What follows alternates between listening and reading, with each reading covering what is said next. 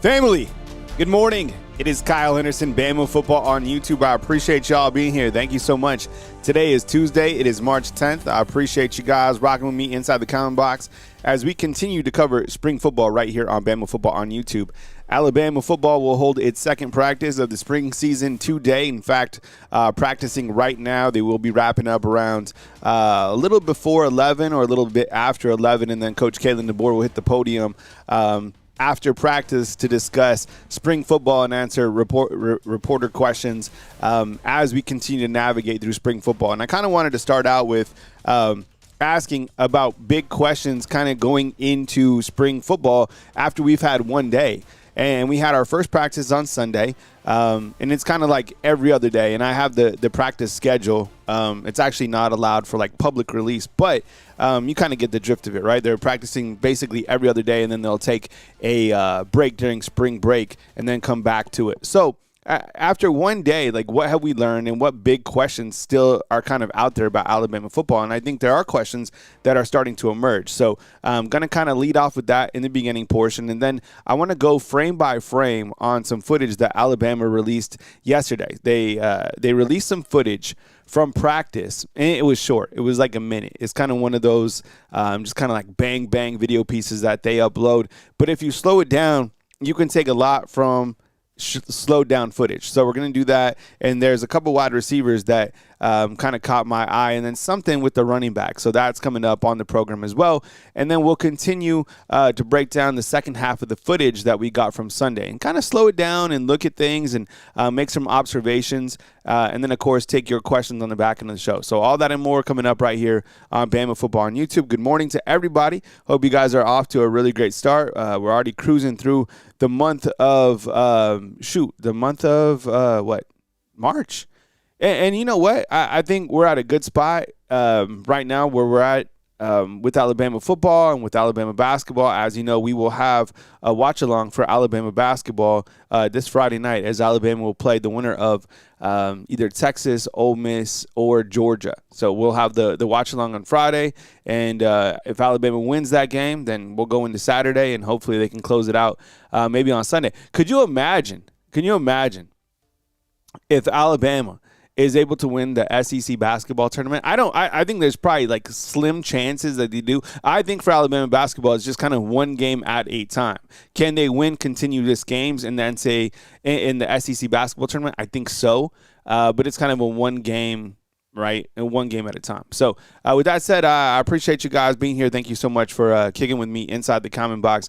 You'll notice a kind of a different format on the bottom of the screen. This will be where kind of super chats light up. So even the smallest super chat, I think, will move kind of that bottom red indicator, right? And kind of move throughout the show. So just kind of a heads up on that where it says 2026 spring football coverage. Underneath that, there's a red tab that will kind of inch all the way to the right if we hit our daily goal. All right. So let's talk about big questions. And I know we've had just one practice to kind of chew on, but what's like a question that you have? It doesn't even have to be a big question. Mine might be big questions, but like what's a question that you have as we continue to go into spring football? I'll get right to it. And I'm going to, right, like you could always go, who's going to be the quarterback? That's easy. I'm starting to think about Xavier Crowell at the running back position. Man, I'm telling you, from what I saw and kind of piecing things together, talking to one particular person on this, Xavier Crowell is the guy, okay? We know that going in. In terms of him playing, I think he's going to fight for playing time. And I think he's going to – look, the thing that I like about Ryan Grubb doesn't give long interviews. He doesn't. But he's to the point. And I think he was clear, and I believe him 100% in him saying that Crowell and that Sadarian Morgan are going to play sooner than later. And I put that video together yesterday talking about the physical size of the freshmen.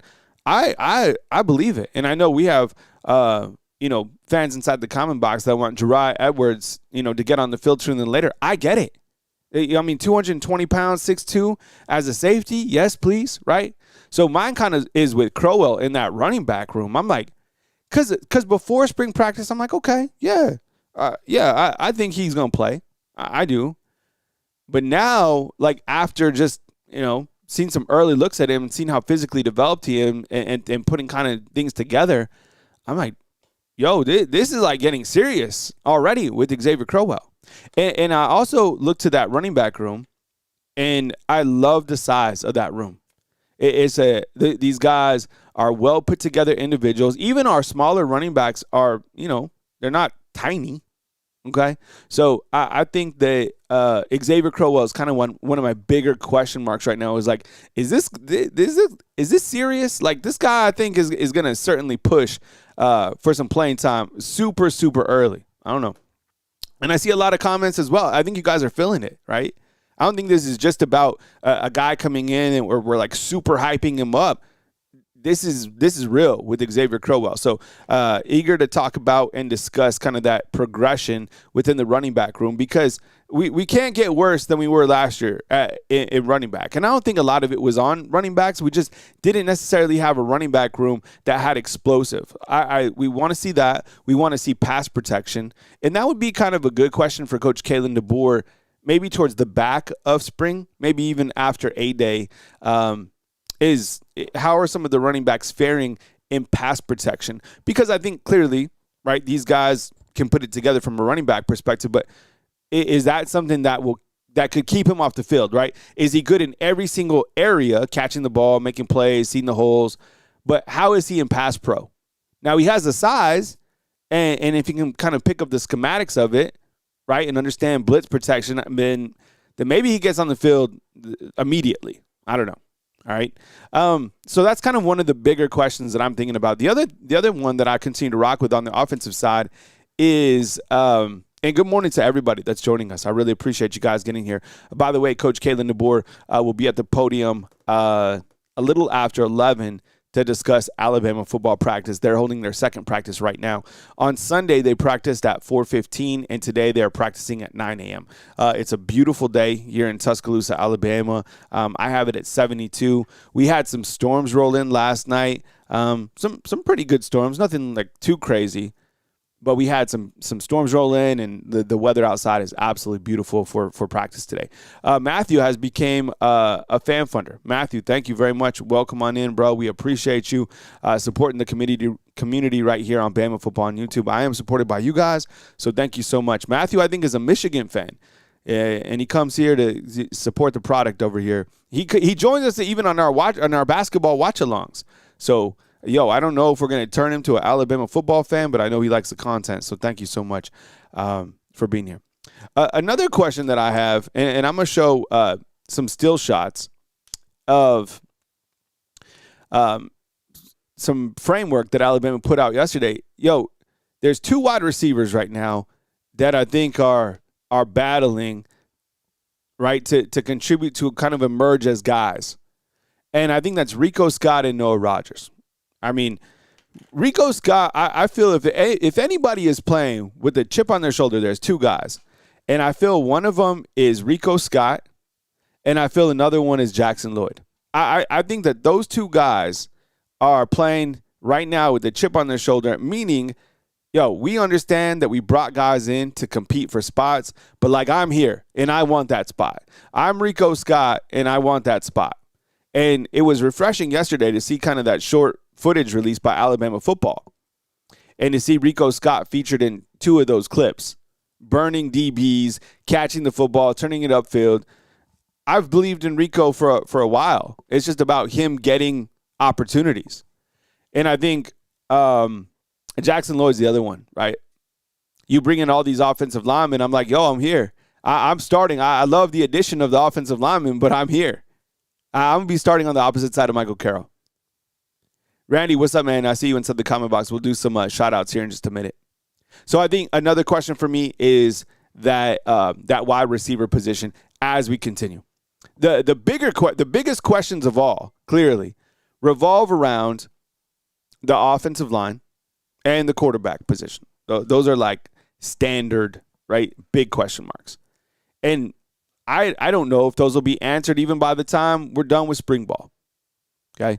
I think on the defensive side, my question, and the biggest question for me, and one of the questions that I would probably ask, and it's probably even too early to ask Coach Kalen DeBoer about this, But the development at the inside linebacker room and what he's seeing in the fourth quarter program, even after 2 days of practice with the inside linebackers, right?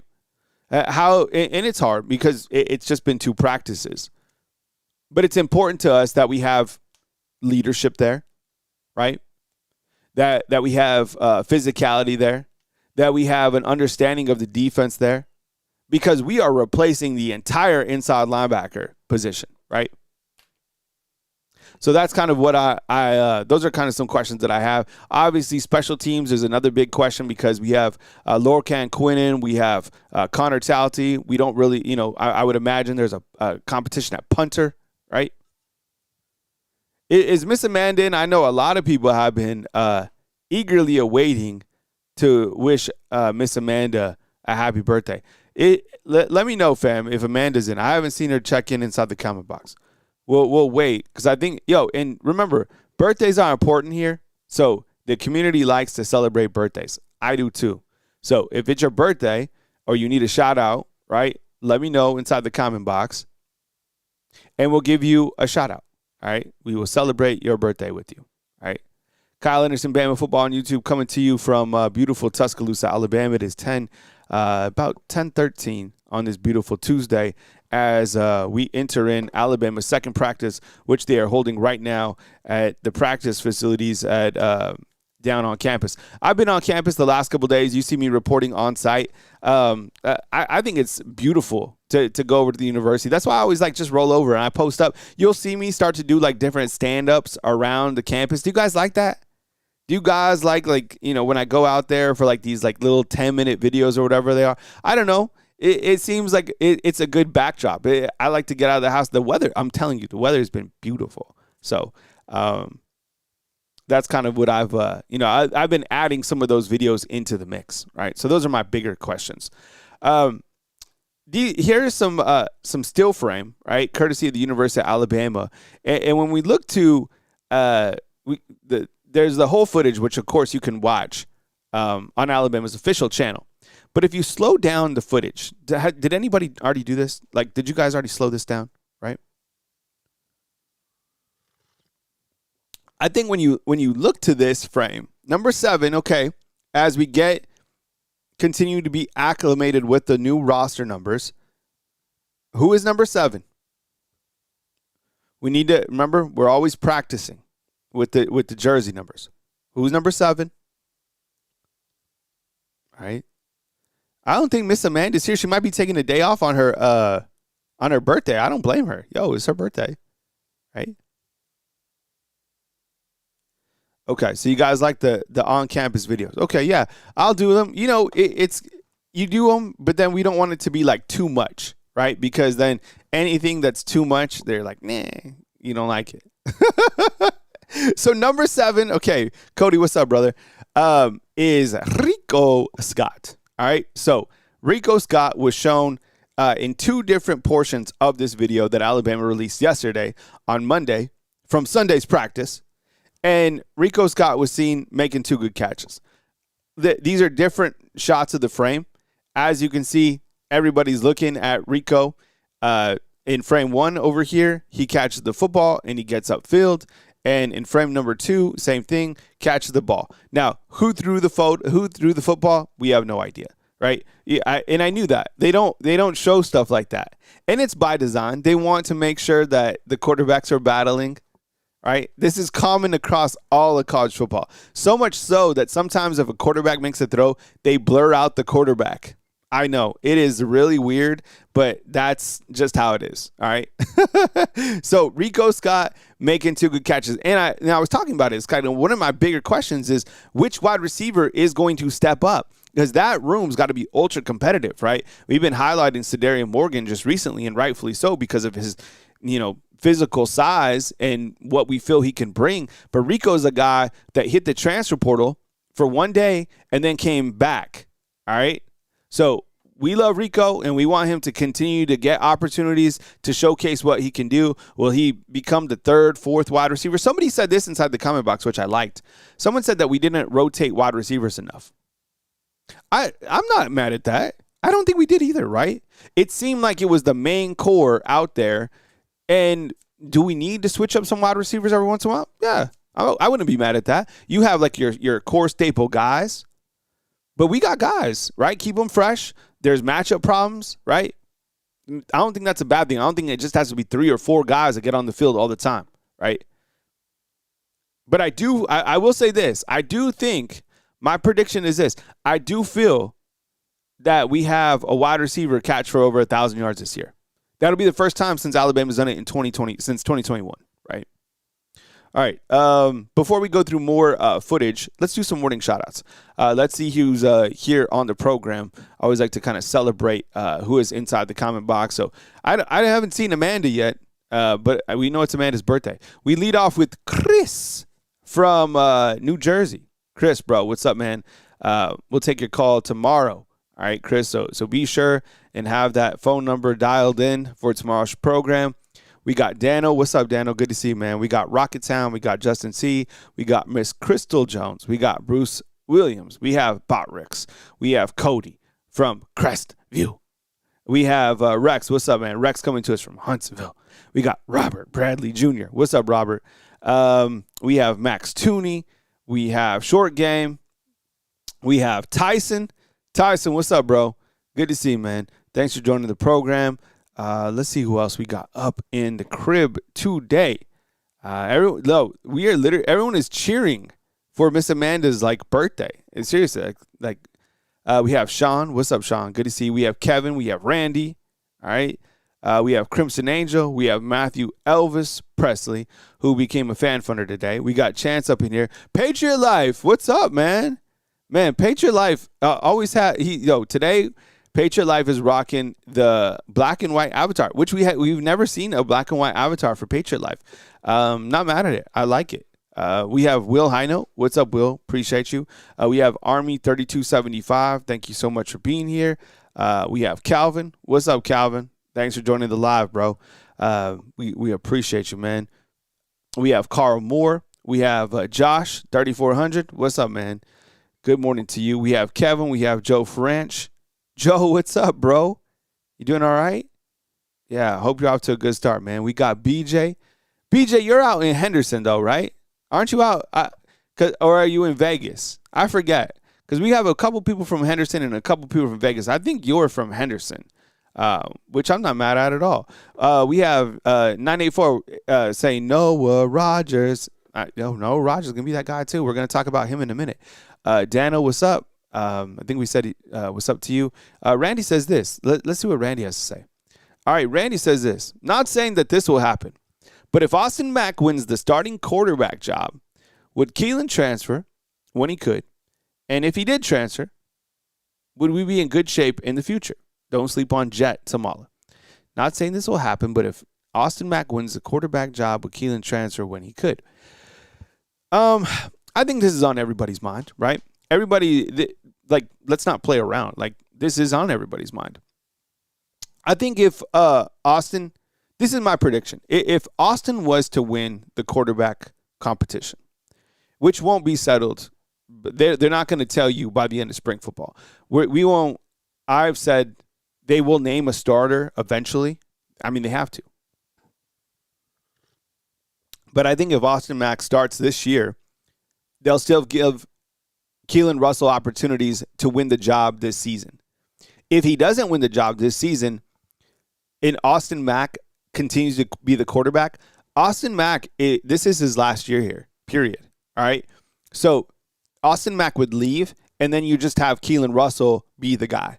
That's how I think it would happen. I don't think, if Austin Mack wins the job this year, that's not the end for Keelan Russell.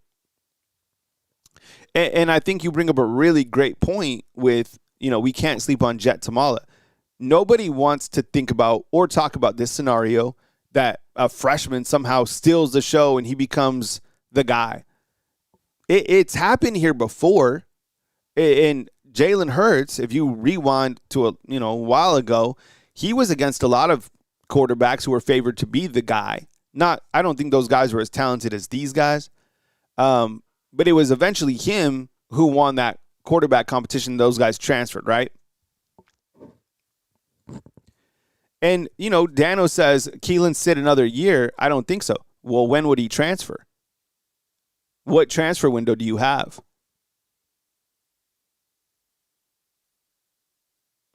Is there another transfer window that I'm not aware of?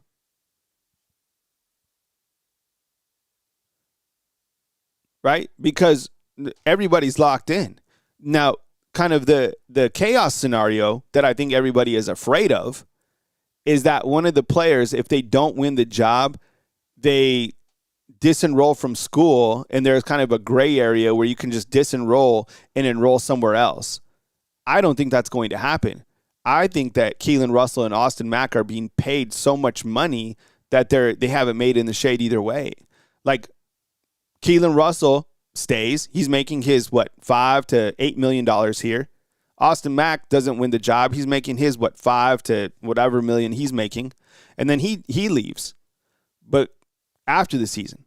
But unless there's another transfer portal that I'm not aware of, when are these guys going to leave?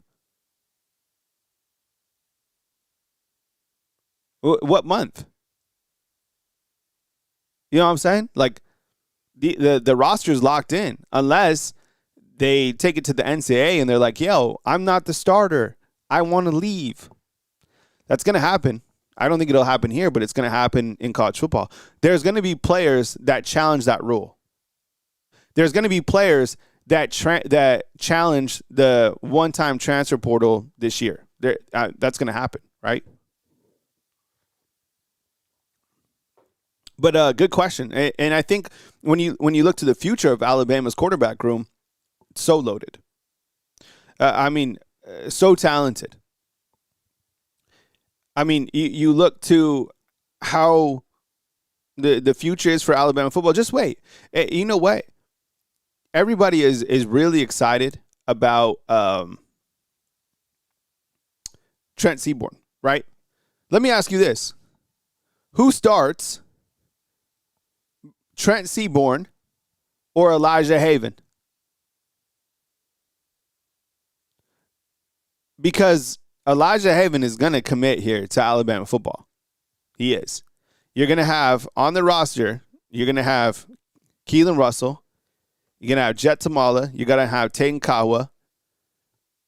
You're going to have Elijah Haven, and you're going to have Trent Seaborn next year. You are. Does everybody feel that Elijah Haven is going to play over Jet Tamala? Does anybody have Elijah Haven playing over Keelan Russell? Right? Are we going to be in that same situation to when Keelan Russell, it's finally his time, right? Are people going to be like, play Elijah Haven, he's better than Keelan Russell? I guarantee you that's what's going to happen. Because it always happens like that. Okay, here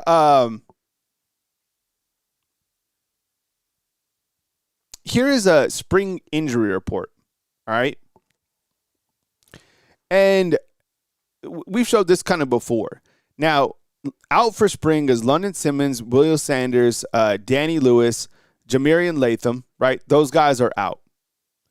I've seen a lot of people be like, how do these guys get hurt in the springtime? Well, some of these injuries are kind of carryover injuries. So two of these guys, like Danny Lewis, that was an injury that he had prior to, he got hurt last year and had surgery finally this year. Ja Latham, we're happy that this guy can just walk because he had a neck injury. I don't know about William Sanders, and I don't know about and London Simmons. Those might have been, you could have hurt your back in the weight room. I don't know, right? Limited is Bray and Zabian. However, on the same footage that we'll continue with in a second, I saw Zabian Brown out there. So limited could mean a lot of different things, right? But yeah, Joe Francis is Ja coming back? Yes, he's coming back. We have two players, Joe, here for Alabama that will be seventh season players. Kedrick B. Jones from Mississippi State, he transferred here. And then Jamarian Latham. This will be his seventh season, right? And let's see what Matthew has to say. Matthew says this. Kyle, has winning the conference diminished across the board now that there's a playoff? Does it really matter to the fans that Alabama beats Auburn if Michigan beats Ohio State, not to championship? I think what you're saying is like, does conference championship, like, does that still hold weight?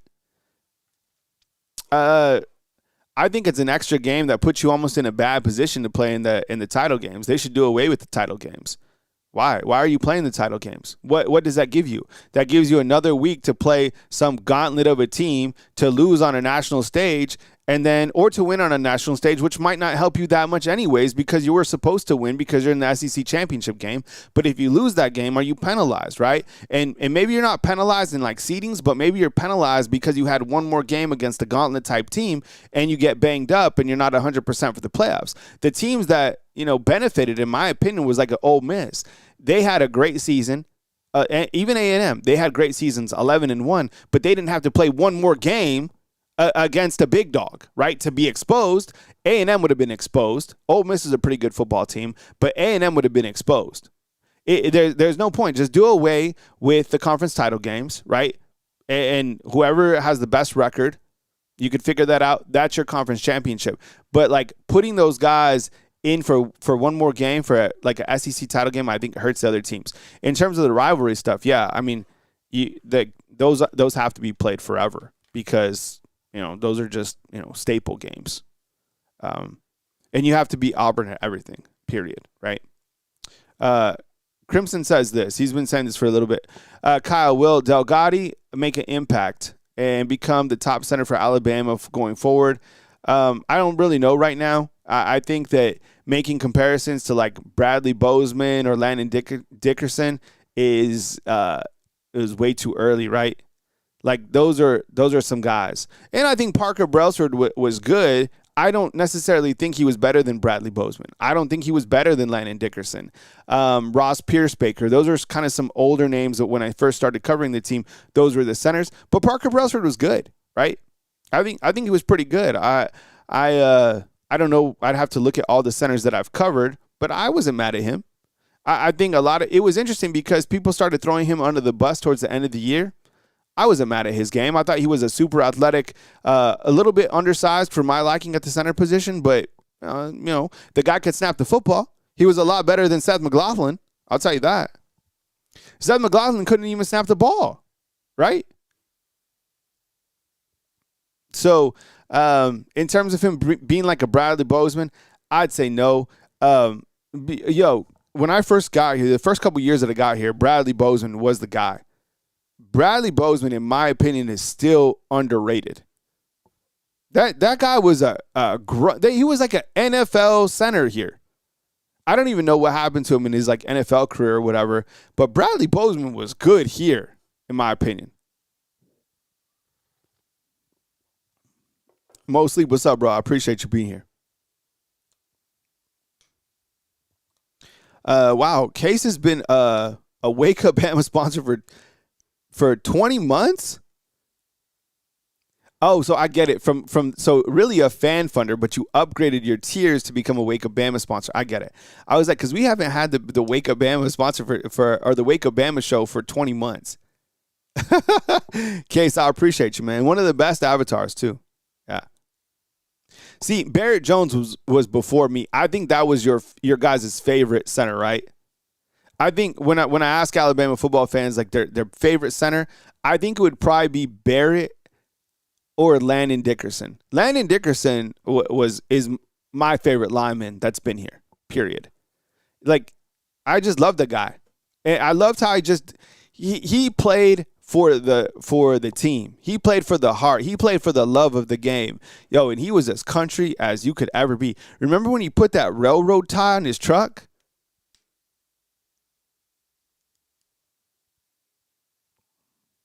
Right?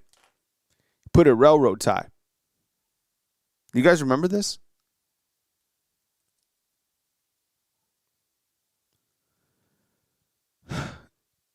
Rex says that Bradley Bozeman is small, checking in at 6'5", 325 pounds.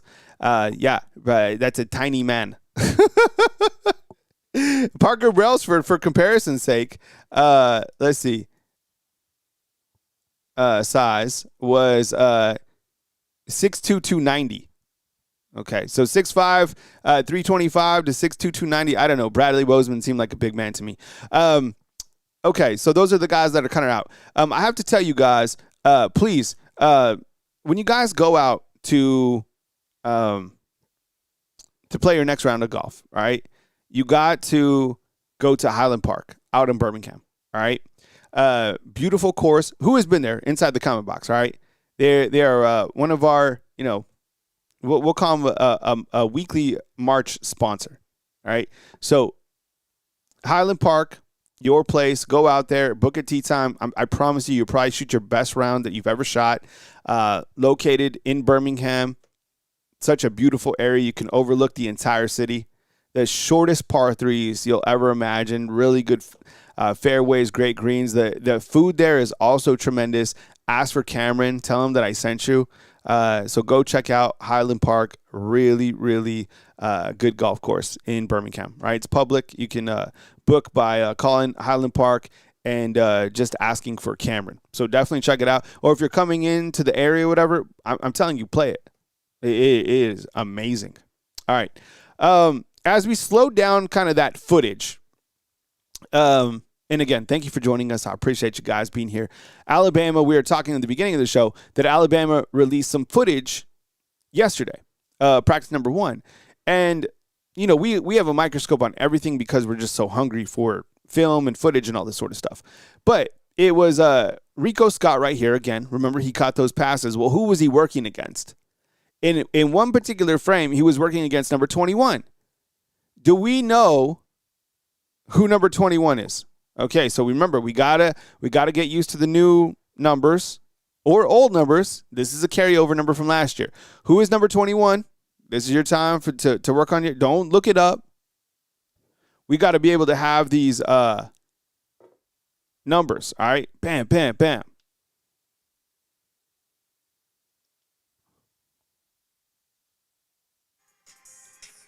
So who you guys got?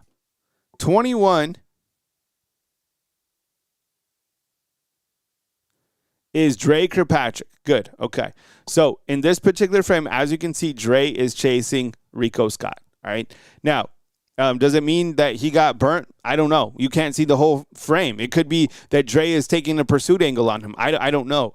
But Dre Kirkpatrick, you guys are the most excited about Dre Kirkpatrick Jr. coming back, right, on the defensive side. There isn't one person on here that's mad about him, off the field stuff, whatever. Like, you guys believe in Dre. So do I. Now, I would imagine that he's in competition right now at that Husky position, but Dre is a damn good player, very good. And I think he plays physical. Some people like him at safety. Some people like him at the nickel position. Some people, they know that he's an enforcer. And we need more enforcers on the defense. And this is a guy that is an enforcer, right?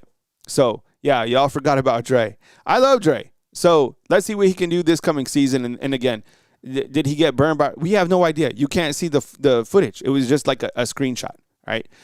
This photo stood out to me from that video as well because, okay, again, who's number 0 and who's number 5?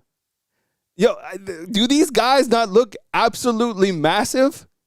And somebody got mad on one of the videos that I did. They were like, just because they're massive doesn't mean they're going to be good. I was like, I understand that. But still, I can say that they're like large individuals. Kay says, Kyle, do you think Red Morgan will get right now I have Red Morgan as a starter, Case. I got him at Husky. Probably battling out with Dre, to be honest. So yeah, I think he'll play a ton.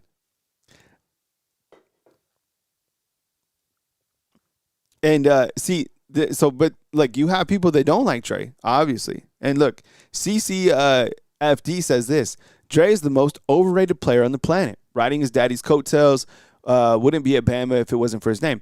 You know what? It's interesting that you bring that up because I thought when he got, I think he was like a 3-star before he came over here, right? And then I watched the Alabama-Mississippi All-Star game before he got here. Yo, the dude had 2 interceptions in that game. And I was like, okay. I see you. And then in the spring game, he had another interception, right? When it was like the last like real spring game, right? He had another spring game, another interception. And then I saw, early on in the season, how fast he was playing and how violent he was playing. And that was kind of something that kind of gave me a lot of excitement about Dre. It was kind of the violence that he plays with. I think him compared to his dad are two completely different players. And I see Dre as more of an enforcer, somebody that is a harder hitter, right? You'll hear me say this often. I think he's very comparable to like a DeMarco Helms, right? And I think like this dude can come up and smash you. And I think that's why Alabama football fans like him so much, is because they like the physicality. They like clearly, the last name, but I think they like the physicality that he brings. That's what I like about him, to be honest. So let's see how it goes. I don't have him as a starter right now. I have Drake. I have Red Morgan over him, but I think he's physical as hell, and I think that's why people like him. Okay, so in this frame, you have number 0, Yanzi Pierre, and you have Mustard. Okay, Dejon Lee. Dejon Lee is 6'4". Yanzi Pierre is like 6'3". Yanzi Pierre is 260 pounds, and old Mustard is like 200 and some. So I'm just saying, clearly these are both starters for Alabama, and they're large individuals. That's all I'm going to say. You guys know the rest about Yanzi. You guys know the rest about Dejon. All right. Okay, this next frame, I slowed it down, and I saw some stuff in this one that I like. All right. Yes, and Mustard did cut his hair. Yeah, you can see no more dreads. All right, so he cleaned it up. He has some, he tightened it up. In this frame right here, I looked at this particular frame, and I saw the running backs, right? Okay, so who's number 0 in crimson? Who is number 0 in crimson?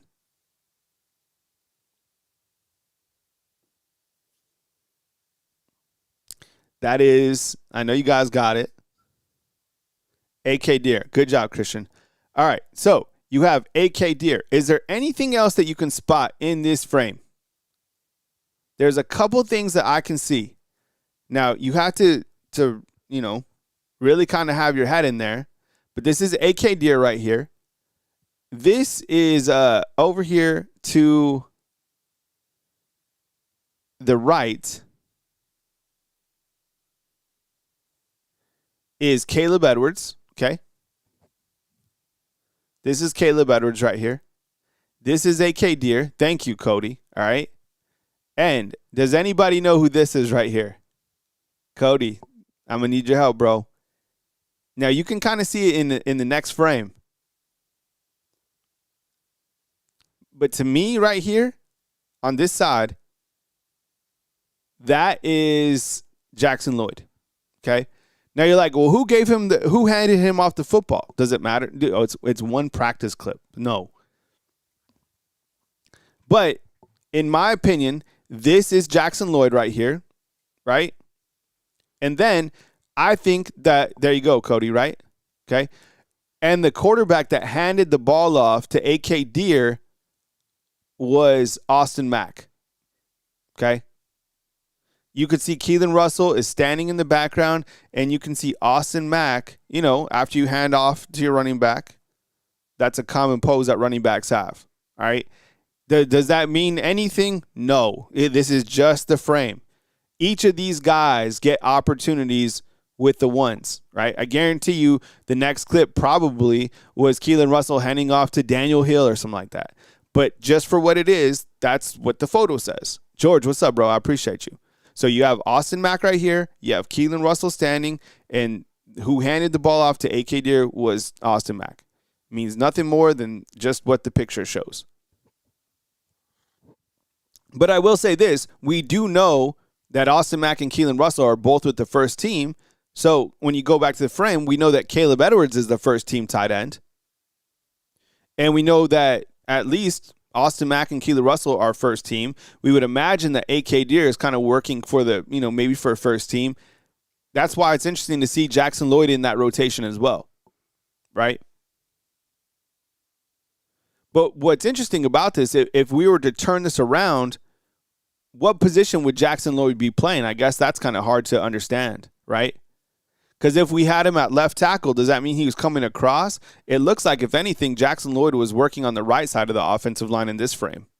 Again, hard to say. I have no idea. We'd have to turn around, right? Like if we are looking at the players from behind, would Jackson Lloyd be playing on the right side of the offensive line or on the left? I don't know. Hard to determine. But in my mind, I think it'd be right. Okay. All right. This photo, everybody was talking about this clip. And you can watch this on Alabama's official account. I'm sure you already did. I think people were like, who is it? Does anybody know who made the catch? Because at first people thought it was Cedarian Morgan. It wasn't Cedarian Morgan. I'll give you this. Is number 5. Okay? Is number 5. Does anybody know who this is? Yep, and Shad the Fisherman, you're right, bro. Yeah. Daniel Hill, I don't know if he's dropped 15 pounds. I think they had him at like minus 10. So they had him at like 235. And Daniel Hill did say that he's squatting 805. You're right on that, which is crazy. Broderick says it's Jerry Bernard. Yeah. Noah Rogers. Yo, so Noah Rogers is wearing number 5. Okay, this is Mo Lindquist right here. Okay. This is Xavier Brown back here. Okay, does anybody know who number 29 is? Does anybody know who number 29 is? So Noah Rogers going up, making the catch against number 29. Good morning, Blissful Love. Thank you very much for being here. We appreciate you. This is Nick Sherman, a new corner to the mix out of Northridge High School. Now, I think he went somewhere else after high school because he comes in, he's not a true freshman, Nick Sherman. Great player. Played wide receiver. I remember him playing. Northridge High School isn't too far from where I live. But Noah Rogers going up and making the good catch.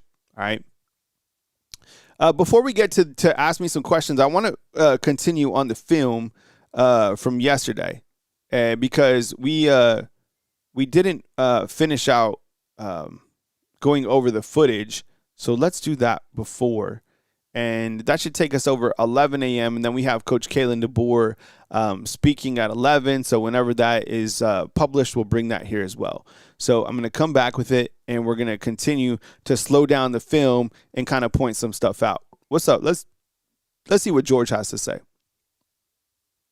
We'll take it full screen. George says this. Hey, Kyle. Great show. I've been absent for 3 weeks. My dad passed away. Oh, I'm sorry to hear that. And it's been really tough. My faith has gotten me through this. He was my biggest supporter and my best friend. Look, George, I'm really sorry to hear that. I am very close with my parents as well.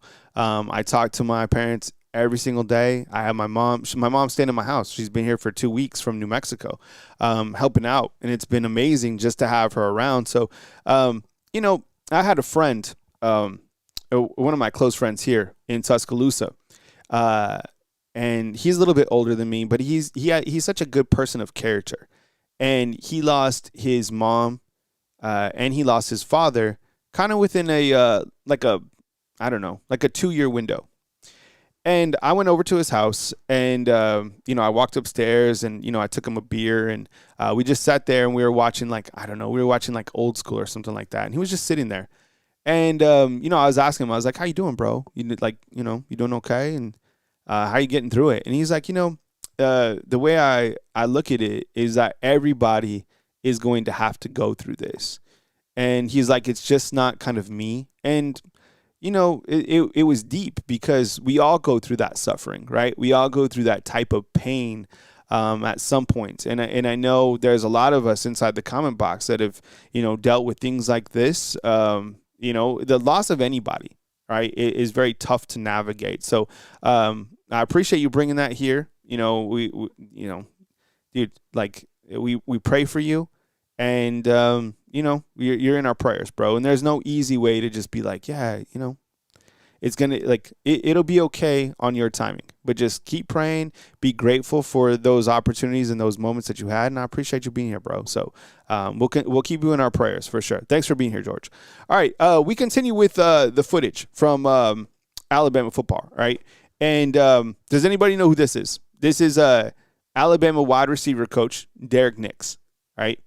And I'm excited to see kind of what type of personality that he has. You don't like to compare, but Jamarcus Shepard had the heat, right? Like he had the juice. He was really excited about life. I like people like that because I'm so energetic. I like that juice. Now you don't have to be like that. And maybe these wide receivers need more of a disciplinarian. I don't know. But I do know that Derek Nix is people excited about him because of his recruiting ability, because he's from the Southeast, right? He's tenured. He's been a wide receiver coach for a long time. And the stuff that he was doing with Auburn's offense last year, I know it's kind of, you're not supposed to say this, but Auburn's offense was cooking last year. They put up yards against Bama. I know people don't like to admit it, but they did. All right, let's see. I just got an update on Bill O'Brien. Okay. Nothing too important. All right. So let's see what we got here. Okay, so that's Derek Nix right there. Okay, that's Ryan Williams in jersey number 1. We talked about him. Ryan Coleman-Williams, number 42. Does anybody know who number 42 is? All right. Okay. We went to the wrong screen. Let me make sure I can get it back. 42. We got 42. I don't even know who 42 is on offense. I'm going to have to go check that out. I'm going to have to tighten up on that too. All right, 42 is Ben Jackson. I bet you guys didn't know that, right? All right, so that's good old Ben Jackson at wide receiver. Okay. There's number 0 right there. That is Deonze Pierre, right? In his new jersey. Everybody wants to be number 0. That's the thing, right? Number 3 on this other side in the white, that is Keon Sabb. So it's just a basic drill, right? Number 12, right? That's Zay Mincy. You know what? We don't often talk about Zay Mincy. Why? Why don't we talk about Zay Mincy enough? Right? Zay Mincy is 6'3", 206. He's a junior, right? I don't know why we haven't been talking about more Zay Mincy, right? Okay, number 13, Ivan Taylor. Okay. Okay, I said this on the Wake Up Bama podcast. Is there anybody else inside the comment box that doesn't think that Justin Hill is elite? Because I said that Justin Hill, well, I didn't necessarily say he was elite, but I'll say he's elite now. But is there anybody out in the comment box that doesn't, and it's fine, think what you want. But is there anybody out here that doesn't think that Justin Hill is elite? I promise you, I won't be mad. I always like to think about what people say, but I was like, man, I don't know. I can understand. We had CC come in here and he was questioning about Dre Kirkpatrick. I understand that, right?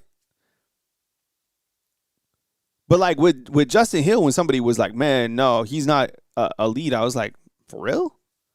I was like, I disagree. I think Justin Hill is very elite. All right, number 41 right here. Let's see, just to make sure. That is Jamarian Matthews. Now, he's a true freshman, right? Linebacker, 6'2", 252 pounds. That's another well put together individual as a freshman, right?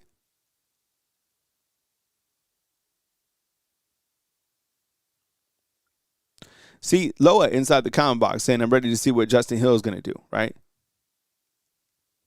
And Rex says, I'm not mad with this, Rex. Rex says this, Hill can be elite, but he hasn't shown enough to be elite. That's fair. Army says to be determined. And J Money says Justin has the potential but that special group to be hasn't reached yet. I'm not mad at all of that, right? Anthony's coming to us from Madison, Wisconsin. What's up, Anthony? Good to see you, brother. All right. Okay, we continue. Okay, number 15, Daryl Duke Johnson. Yo, Daryl Duke Johnson now, number 15. Yo, he put on some weight too. Daryl Duke Johnson, one of those, super sophomores that we have at the linebacker position. He's 6'1", 232 pounds. You can see the quarterbacks back here, right? Sometimes you just kind of stop the frame and just see what else is happening in the background. Like, you see things like if you just stop things. Okay, that's number 15. Okay, this is Adrian Clem, Alabama's new offensive line coach. Yo, this is a big man. All right, Adrian Clem coaching. Offensive line takes over. Okay. Let's see. Has his hands full.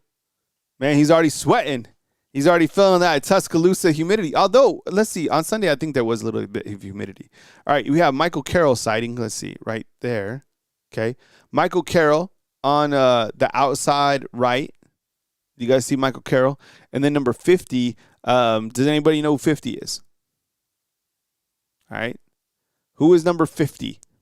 Let's see how good you guys are at this one. Number 50 is Casey Poe. All right.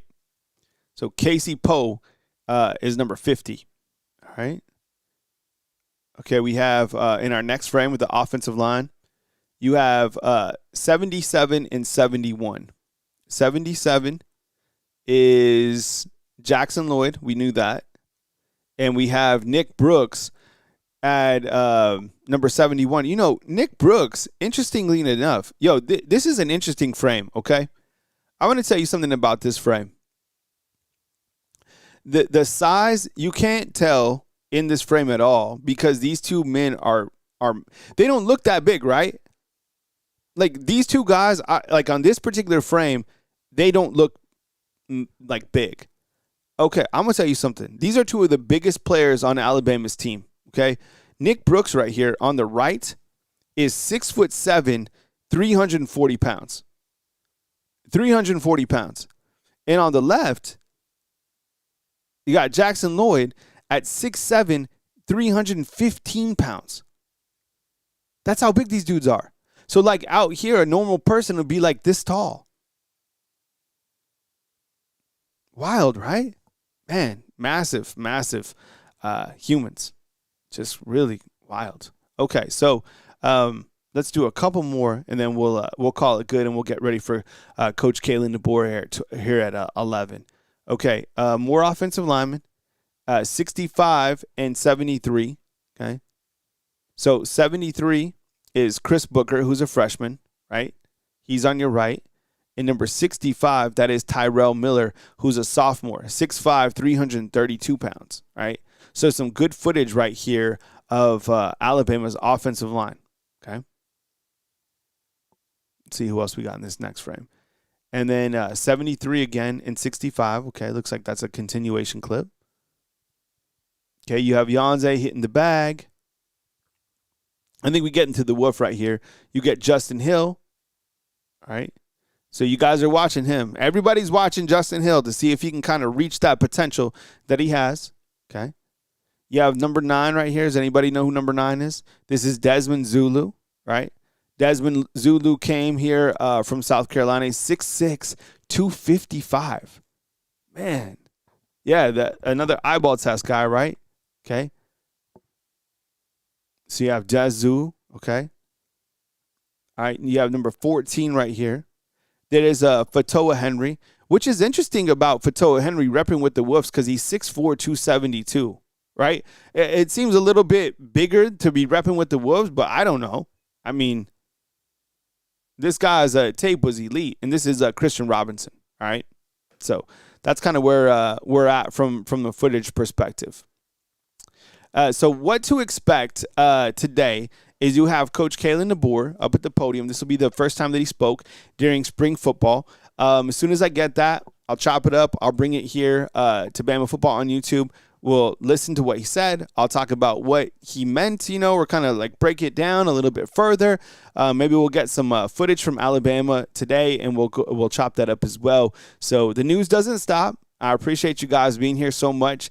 Get active inside the comment box. And when you see a video out there, please hit the thumbs up. I appreciate the super chats, you guys being fan funders, all that stuff. You guys are so great to me, and I really, really appreciate it. I hope you guys had a good show today on this beautiful Tuesday, March 10th, and I hope you caught Wake Up Bama this morning, which drops at 4 a.m. We also have Alabama basketball in action this coming Friday as they take on the winner of Ole Miss, Texas, or Georgia. That'll be Friday night, and hopefully if they win that game, they will play on Saturday. So a lot of news to come in right here on Bama Football on YouTube. But thank you so much for joining me on today's program. I sincerely appreciate it, and would love to hear from you guys inside the comment box, okay? So thank you for watching today right here on Bama Football on YouTube. You guys be blessed. And, again, like George, or anybody else that might be going through something out there, just know that everybody's going through something, right? And that doesn't diminish what you're going through. It's just that's how life operates, ups, downs. And as you get older, you start to accept that more and more. And you're just like, man, and that's why I'm always like, be where your feet are at, because sometimes being right here is as good as it gets. And that's just life. So coming to you from beautiful Tuscaloosa, Alabama on this beautiful Tuesday, March 10th, Kyle Henderson, Bama Football on YouTube. I love you guys. I appreciate you guys. And I'll be back on the next video or on the next live or on the next podcast right here on Bama Football on YouTube. See you, fam.